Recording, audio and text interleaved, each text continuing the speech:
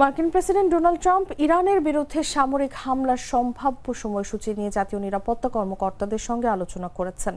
সূত্রগুলো জানায় যুক্তরাষ্ট্রের সামরিক বাহিনী চাইলে শনিবার থেকে হামলার জন্য প্রস্তুত থাকবে, তবে চূড়ান্ত কোনো সিদ্ধান্ত এখনো হয়নি।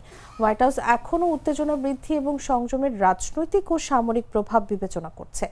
চলতি বছরের মার্চের মধ্যে সমস্ত মার্কিন বাহিনী মধ্যপ্রাচ্যে মোতায়েন হবে। ইরান যদি পাল্টা হামলা চালায় তাহলে কিছু সামরিক কর্মীকে সাময়িকভাবে ইউরোপ বা যুক্তরাষ্ট্রে সরানো হবে। প্রেস সেক্রেটারি ক্যারোলিন লেভিট জানিয়েছেন, হামলার পক্ষে অনেক কারণ থাকলেও কূটনীতি এখনো প্রধান পছন্দ।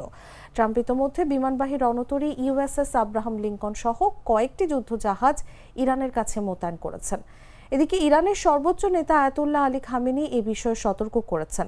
ইতিমধ্যে জেনেভায় মধ্যস্থতাপূর্ণ বৈঠক হয়েছে, কিছু অগ্রগতি হলেও সমাধান হয়নি। গত বছর যুক্তরাষ্ট্র ও ইসরায়েল মিলিতভাবে ইরানের পারমাণবিক স্থাপনাগুলোতে হামলা চালিয়েছিল।